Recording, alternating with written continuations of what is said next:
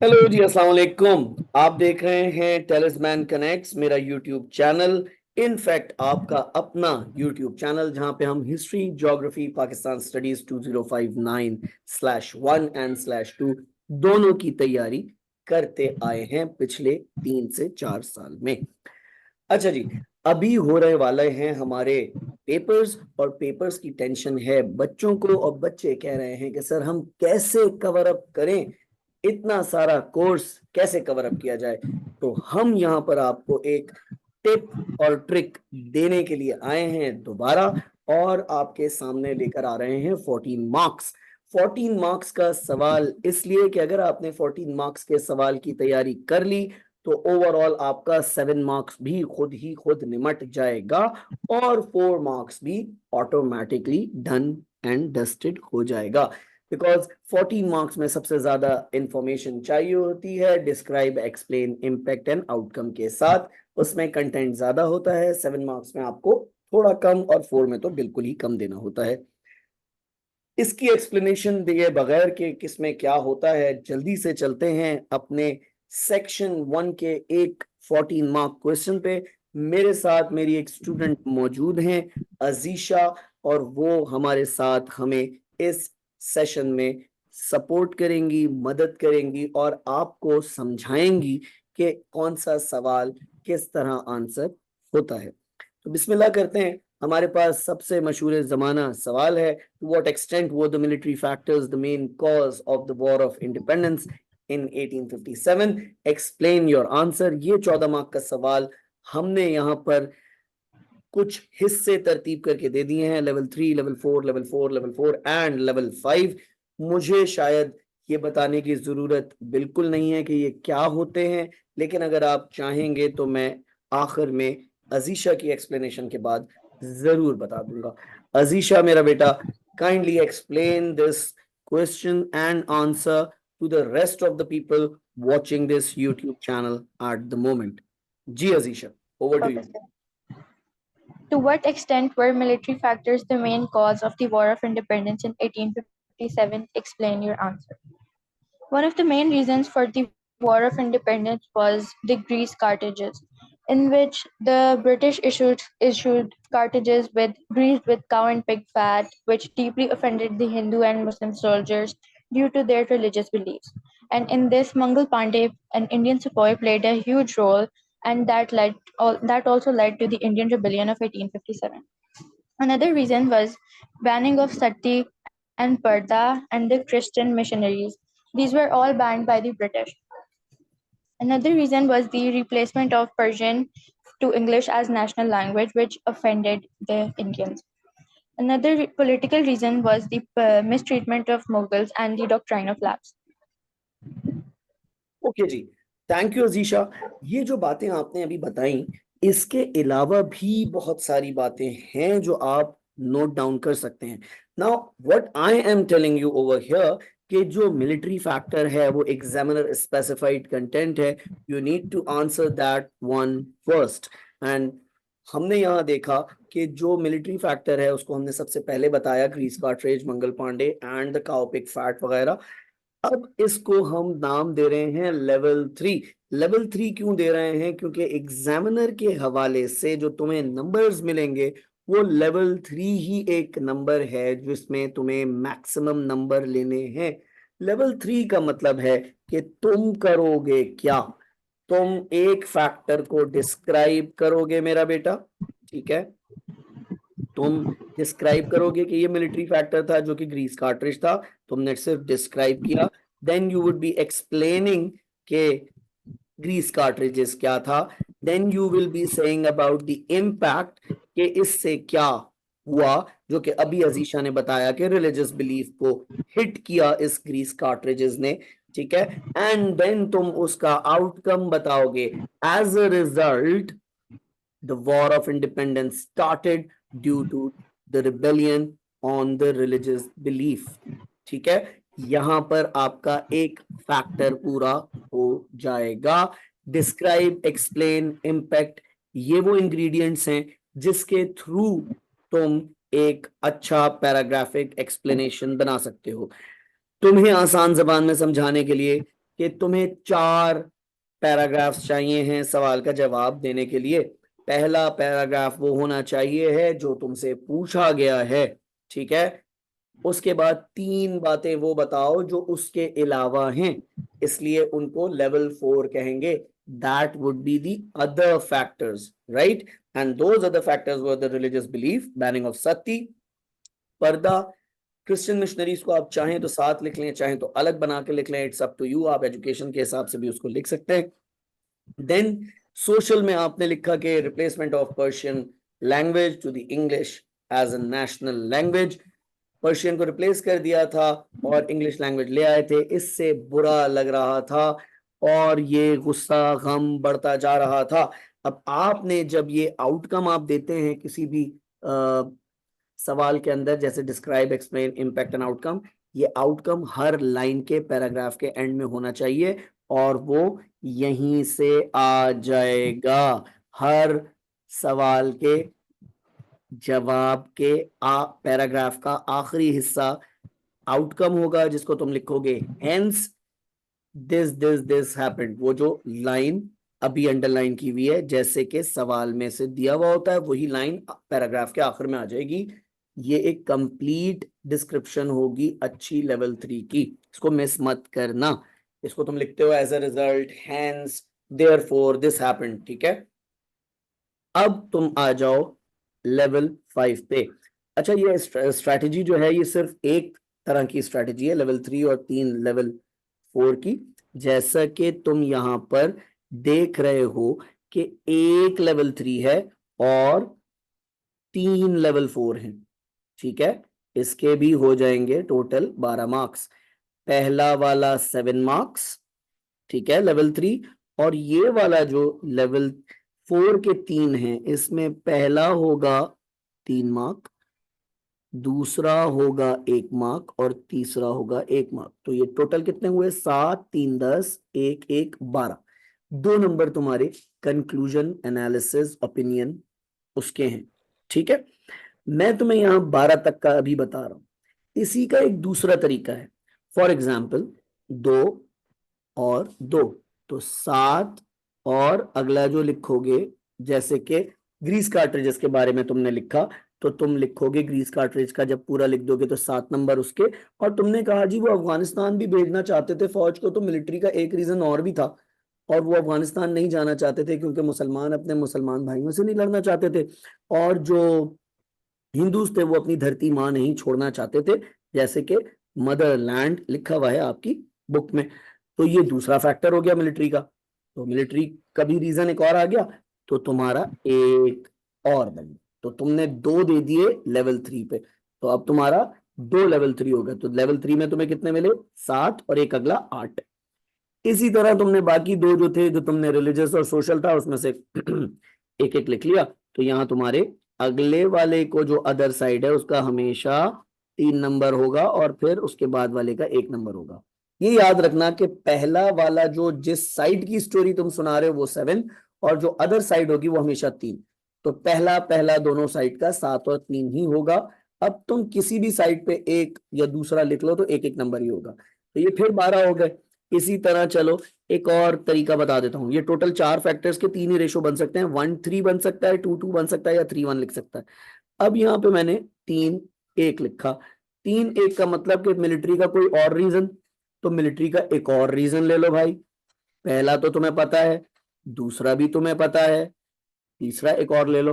वो एक और कौन सा था कि इनके रैंक्स जो थे वो अच्छे नहीं थे, आम लोगों के जो इंडियंस थे उनके रैंक्स नहीं बढ़ते थे, सिर्फ ब्रिटिश के रैंक्स बढ़ते थे, इंप्रूवमेंट उसी में होती थी। और वो कहते थे अगर तुम्हें अपना रैंक ऊंचा कराना है तो या तो तुम क्या कहते हैं, क्रिश्चियन हो जाओ, ठीक है, या कोई बहुत ही बड़ा कोई कारनामा अंजाम दे दो, ठीक है। अब कारनामा अंजाम देने के लिए मैं तुम्हें एक फिल्म की मिसाल दे देता हूं, तुम फौरन उसको पिक कर लोगे। ये तुमने RRR मूवी का नाम सुना होगा, कुछ अरसे पहले बड़ी हिट हुई थी ये, कुछ स्पेशल इफेक्ट्स इसमें दिए हुए थे, उसके अलावा इसमें कुछ था नहीं सिवाय एक गाने के और एक डांस के।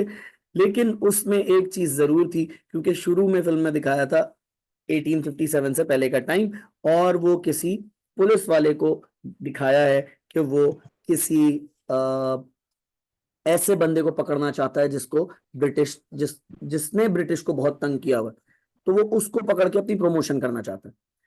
तो रिलीजन तो चेंज कर नहीं रहा होता, तो प्रमोशन के लिए कोई इस तरह का काम। तो कभी कभी मूवीज से इस तरह के इंस्टेंसेस आपको मिल जाते।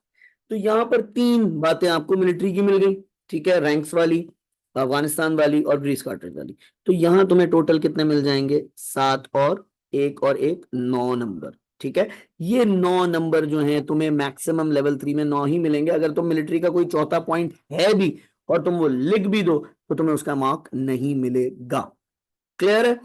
अब जब तुम दूसरी साइड पे जाओगे तो तुम्हें सिर्फ एक ही फैक्टर देना है, क्योंकि अब तुम्हारे पास लेवल 4 तक 12 ही मार्क्स होते हैं, और 12वां मार्क तो तुम ले ही लोगे इन तीनों में से कोई एक बताकर। बात समझ आ रही है?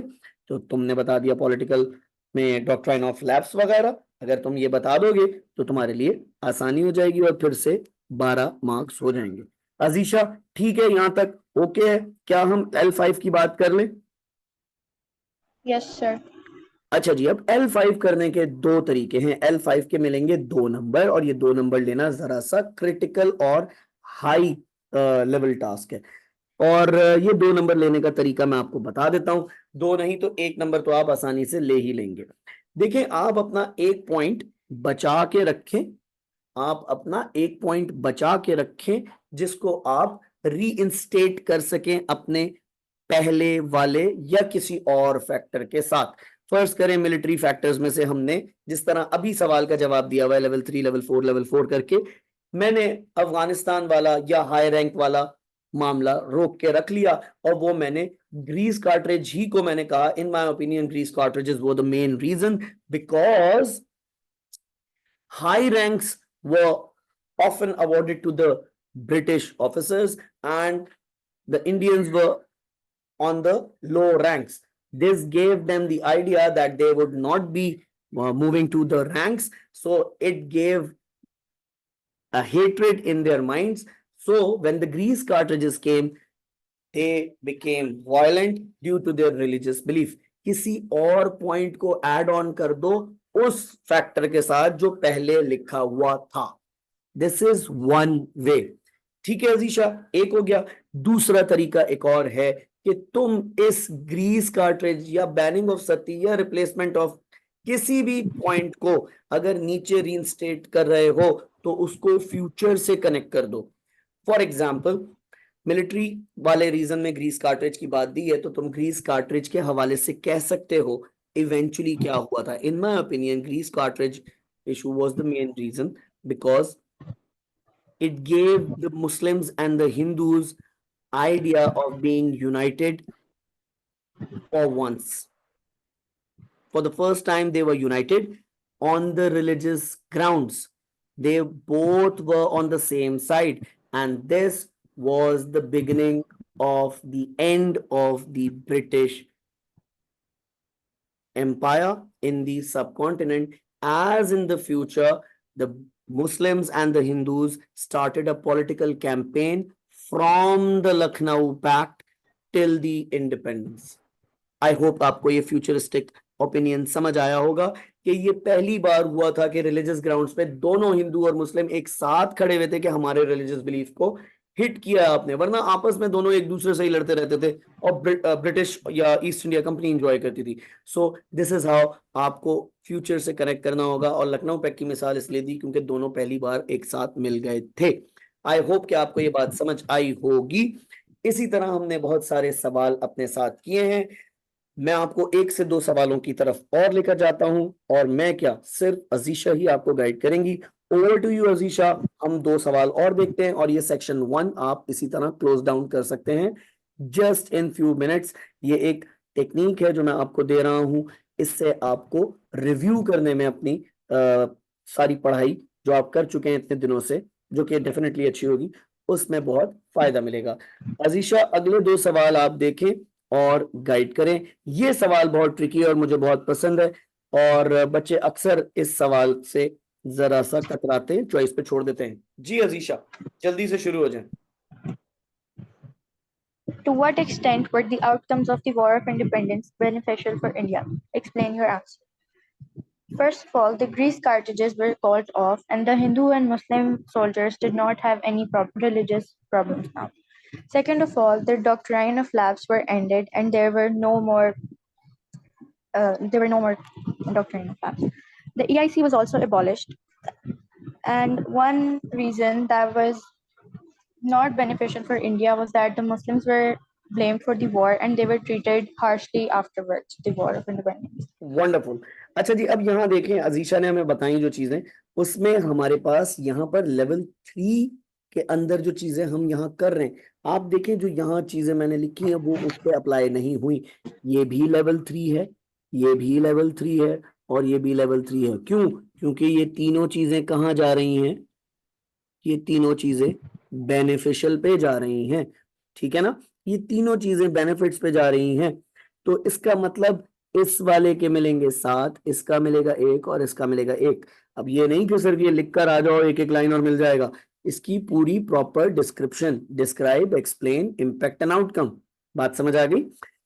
अब देखो लेवल 4 हमारे पास एक ही लिखना काफी है। अब वो एक जो हम लिखेंगे लेवल 4, उसमें देखो हुआ क्या, देखो ग्रीस कार्ट्रिज खत्म हो गई, जब जंग खत्म हुई तो उसके बाद क्या हुआ, ग्रीस कार्ट्रिज खत्म हो गई, फायदा हो गया इसीलिए तो जंग की थी। तो फिर डॉक्ट्राइन ऑफ लैप्स भी खत्म हो गई, वाह ये तो बहुत अच्छी बात है, बड़ा फायदा हो रहा है जंग से। देन ईस्ट इंडिया कंपनी खत्म हो गई, अरे भाई जान छूटी दफा, ये पहले ही जंग कर लेते तो अच्छा था। लेकिन मसला सारा क्या हुआ, मसला ये हुआ कि जब वॉर ऑफ इंडिपेंडेंस खत्म हुई तो Muslims, mostly Muslims were blamed of the war and they were treated badly afterwards, right? तो यहां आपके पास बात बनती है। अब यहां पर वो वक्त आता है 1857 का, जब इंट्रोडक्शन होता है सर सैयद अहमद खान का, और सर सैयद अहमद खान के बारे में फिर बात चलती है the causes of the Indian revolt से। इसी तरह हम अपने अगले सवाल की तरफ चलते हैं। बाय द वे आपके सामने ये मेरे डिफरेंट हैंडल्स नजर आ रहे होंगे जो इंस्टाग्राम और यूट्यूब के हैं और व्हाट्सएप और फेसबुक के हैं। If you want to contact me you can contact me from these handles, okay? Okay Ajisha, ये सवाल बहुत जरूरी है, इस सवाल को करते हैं और अगला सवाल देखते हैं जल्दी जल्दी से, ताकि फिर हम कवर अप कर सकें इन अ लेस टाइम। और ये सवाल वो सवाल है जो मेरे ख्याल से 2022 या 2023 में आया, 2023 में आया था, और बच्चे इस सवाल में गलती करके आए थे क्योंकि टाइम लाइन इसमें बहुत स्पेसिफिक दी हुई है। बच्चे इसमें बैटल ऑफ प्लासी और बैटल ऑफ कौन सी, ब्लैक होल इंसिडेंट लिखकर आ गए थे, और एनेक्सेशंस लिखकर आ गए थे, जो कि टाइमलाइन से पहले और टाइमलाइन के बाद थी। ओके जी, जी अजीशा देखें और बताएं हमारे सारे दोस्तों को। Tipu Sultan and Hyder Ali defended Mysore from 1760s to 1780s in the Battle of Mysore. There were 4 wars in total. Tipu Sultan was killed in the 4th Battle of Mysore at Seringapatam. The Regulating Act 1773 and William Pitt's 1784 Act, which is established through strong governance, was also there. The Battle of Buxar in 1764 between Mir Qasim and Hector Munro was also occurred. Okay जी, अब यहां पर हमारे पास टीपू सुल्तान का रोकना, ये एक Indian rulers का अच्छा पार्ट। मैं इंडियन रूलर्स की और भी अच्छी बातें दे सकता था, लेकिन इवेंचुअली तो हम हार ही गए थे, तो मैंने सोचा कि ब्रिटिश एक्सपेंशन ही की बातें ज्यादा कर ली जाए। और ब्रिटिश एक्सपेंशन, एक हमने यहाँ बैटल, 2 बैटल्स की बात की, टीपू सुल्तान के जीतने की बात की थी, तो फौरन हारने की भी बात की, ताकि रिलेशनशिप लेवल 3 और लेवल 4 के अंदर अच्छा आ जाए। देन रेगुलेटिंग एक्ट और ये विलियम स्पिट का जो एक्ट था, ये जो था ये बहुत स्ट्रॉन्ग गवर्नेंस लेकर आ गया था। इससे जो पकड़ में आ गई थी इंडिया की, वो बहुत स्ट्रॉन्ग थी ब्रिटिश के लिए। देन बैटल ऑफ बुक्सर जो थी वो भी बहुत इंपॉर्टेंट थी, क्योंकि उससे सारा का सारा जो वेल्दी एरिया था बंगाल का और आसपास का, वो सारा इनके पास आ गया था। तो ये भी एक और बहुत इंपॉर्टेंट सवाल था। थैंक यू अजीशा, इसको आपने बताया बड़े अच्छे से। अब आप देखें कि आपके पास सर सैयद अहमद खान का एक सवाल है और इसमें आपको लेवल 3 में पूछा हुआ है कि main contribution sir Syed Ahmad Khan का क्या a new approach to education ही था। तो ये बेसिकली कौन सी एजुकेशन का जिक्र हो रहा है? ये इस एजुकेशन का जिक्र हो रहा है, ठीक है ना जी। अजीशा शुरू हो जाइए बिल्कुल। Sir Sayyid Ahmed Khan did great things for the revival of Islam and for the betterment of the Muslims. He made educational reforms and he did many educational contributions like making into it. Also introduced the Aligarh movement and the scientific society in Gadipur. He also provided political stability. He also helped in the improvement in British Muslim relations and the causes of Indian revolt and the loyal Mohammedans of India. And one of his social contributions was also Tehzeeb-ul Akhlaq. अच्छा जी, अब यहाँ पर हमारे पास याद रखने के लिए, सिर्फ याद रखने के लिए बता रहा हूँ कि आप एजुकेशनल कंट्रीब्यूशन में देखिए कितनी सारी कंट्रीब्यूशन है। अगर आप सिर्फ MAO स्कूल कॉलेज यूनिवर्सिटी की ही बात कर लें तो बहुत इंपॉर्टेंट बात हो जाएगी और 7 मार्क्स सिर्फ इसी के मिल जाएंगे। अगर आप उससे भी आगे बढ़ते हैं साइंटिफिक सोसाइटी के, तो आपके 8 से 9 नंबर आ सकते हैं, क्योंकि आप अलीगढ़ मूवमेंट के बारे में बात कर रहे हैं। लेकिन जो चीज आपने यहाँ मिस नहीं करनी, वो इसका आउटकम है हर पैराग्राफ के अंदर वाला, describe, explain, impact and outcome वाला। क्योंकि आपने link back to the question करना होगा ओरिजिनल स्टेटमेंट, जैसा कि एज अ रिजल्ट ये जो improving lives of the Muslims during the 19th century है, ये लाइन आपने ऐड करनी होगी। As a result this helped in improving the lives of Muslim people during the 19th century. हर कंट्रीब्यूशन के end में आपने ये बात लगानी होगी। आई होप कि आपको ये बात समझ आ गई होगी जितने आप लोग देख रहे हैं। अब जरा टाइम हमारे पास कम है, हम जरा जल्दी से चलते हैं अपने नेक्स्ट सवाल की तरफ। और one of the most important question जो आता रहता है और अक्सर नाम बदल कर आता है, यहां पर है, did Syed Ahmad Barelvi contribute more to the spread of Islam than anyone else in the subcontinent before 1840? तो सर बच्चे अक्सर गलती करते हैं सर सैयद अहमद में और अहमद शाह दुर्रानी में, और मिला देते हैं सैयद अहमद शहीद बरेलवी के साथ। तो प्लीज वो मत करिएगा। 2-3 बार तो पेपर्स चेक करते हुए मैं भी डर गया और अजीब सा हो गया कि ये क्या लिख रहे हैं बच्चे, कौन सा आदमी किधर आ गया।